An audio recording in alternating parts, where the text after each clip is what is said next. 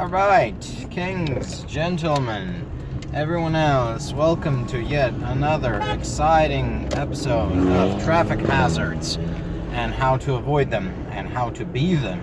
And today we're gonna talk about Ukraine. We haven't talked about Ukraine for a long time in this channel, several videos. Even though, ironically, I started this channel mostly because I wanted to get my thoughts across about the Russo-Ukrainian conflict and the nation of Ukraine as it is.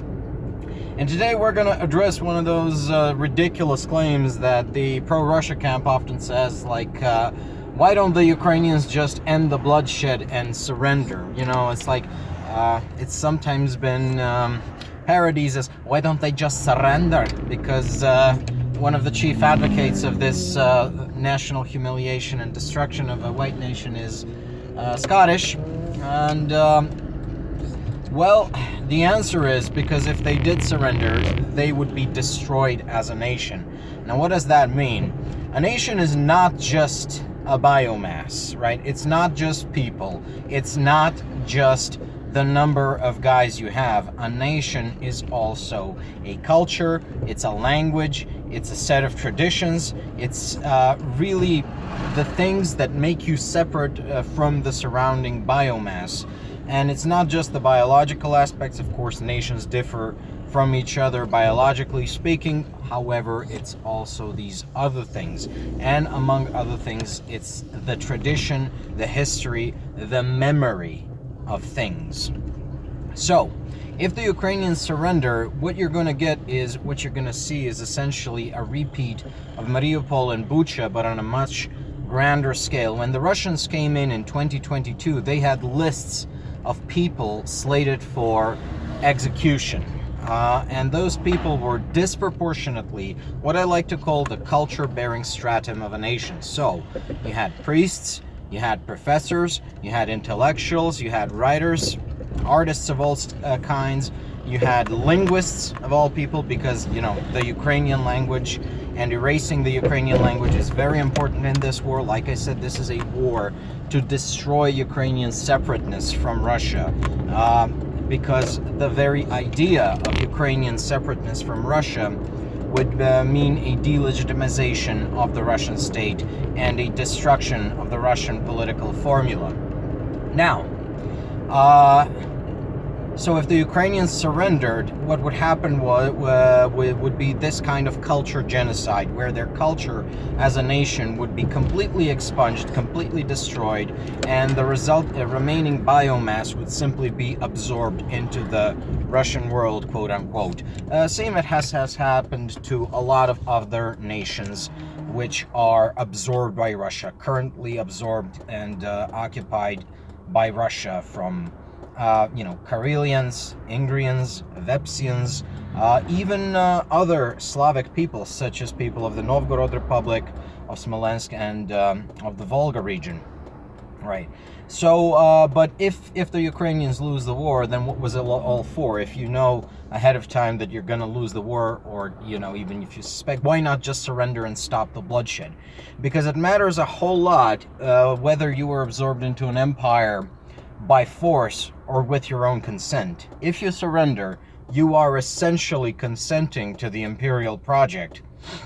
And because you have consented to the imperial project, well, you no longer really have a claim to separateness as such. You have nothing to anchor your statehood to, even if you ever come to statehood once again. So here in the Balkan Peninsula, when we got rid of the Ottoman Turks, we rebuilt our states after 500 years of really Ottoman slavery, in large part on the myth of fighting the Ottoman Turks, on the myth of, hey, you know, we were under these people's occupation, it took 500 years, but we kicked them out, we are once again free. And the most, direct example of this would be the Serbian myth of the Battle of Kosovo. At the Battle of Kosovo, and this is why the Serbs are so intransigent about Kosovo, because it forms a very important part of who they are as a nation. The Serbs lost the Battle of Kosovo. They actually lost it, and this is where basically the Ottomans shattered the last of the Serbian principalities, absorbed them into the empire, And let's not get into Serbian history right now because it's ridiculous as it is tragic. But at the Battle of Kosovo, right, the Serbs lost. They managed to kill the Ottoman Sultan.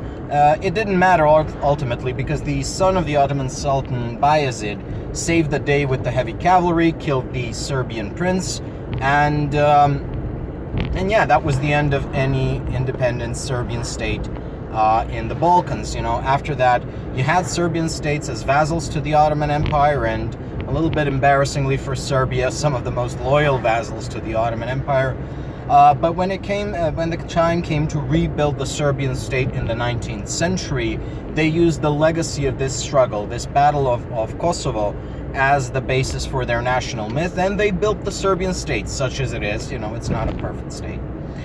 You could say the same things about Bulgarians. They rebuilt the Bulgarian state. The Greeks rebuilt the Greek state. Here in Macedonia, we had to wait until the 90s to build up our own independent state, but we still used the legacy of struggle against the Turks as the basis for our national myth. We have, of course, the Karposh uprising. We have the Ilinden, well, the St. Elijah Feast uprising, and these form our national mythologies, right? So it's important when you are fighting, even if the odds are overwhelming and the enemy seems undefeatable, it's very important to go down swinging. That is your patrimony. That is your legacy to generations of the future. Because if you do not go swinging, if you assent to your own absorption into the imperial project, well, you can never really rebuild your nation afterwards. And every time Russia has absorbed Ukraine, Ukrainians have gone down swinging. When the Russians occupied Poland, the Polish went down swinging. But a lot of these nations which did not go down swinging or only put up token resistance, well, now they've been crucified beyond salvation, to the point where basically there's no bringing these nations back. I mean, I know, hope springs eternal, but it is what it is. It's very important not to surrender. And even if you go down swinging, there is, of course, this sort of after-the-fact assent that can hamper your liberation efforts. So, once again, going back to Balkan history, why did the Orthodox nations of the Balkans spend between 400 and 500 years under the Ottoman Empire, while the Catholic nations of the Balkans were never really a part of the Ottoman Empire for any serious time? So, you know, you have the Macedonia, Serbia, Bulgaria, Greece, Romania. These are the Orthodox nations. They're part of the Ottoman Empire for 400 to 500 years, whereas the Catholic nations, Croatia and Slovenia, and if you stretch the definition of Balkans, Hungary, they spent such a short time as part of the Ottoman Empire. Hungary for 100 years, Croatia for 150 years. It's because after the princes and the feudal lords, the aristocracy, were defeated by the Ottomans, the ecumenical patriarch of Orthodox Christianity in Constantinople basically gave the orders to every Orthodox faithful to lay down arms and accept the Sultan as a ruler. And the patriarch was made the ethnarch of the Millet il-Rum. I forget the exact Turkish term. It's Millet il-Rum. It's essentially the Christian millet, the political organization of Christian, because that's how the Ottoman Empire was organized, according to which religion you are.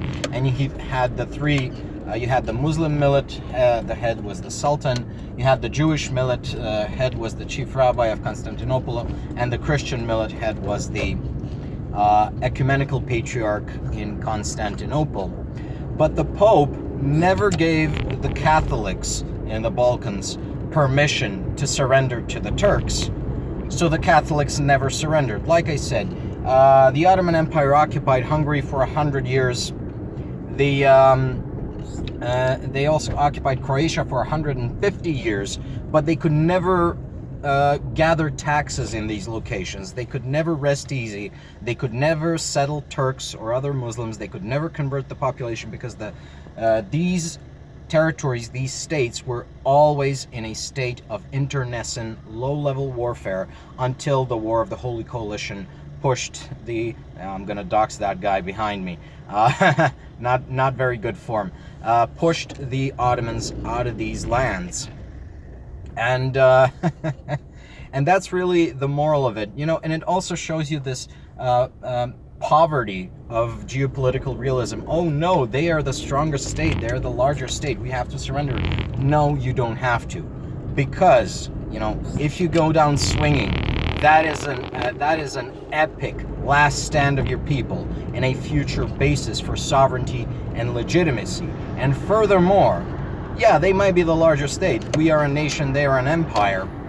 However, if we take enough out of them, then their subsequent conflict will kill them, and we will be able to rebuild our nation on the basis of the national myth we forged with our resistance. And that, my friends, is why Ukraine shouldn't surrender, and that's why no country attacked by a larger neighbor should ever consider surrender.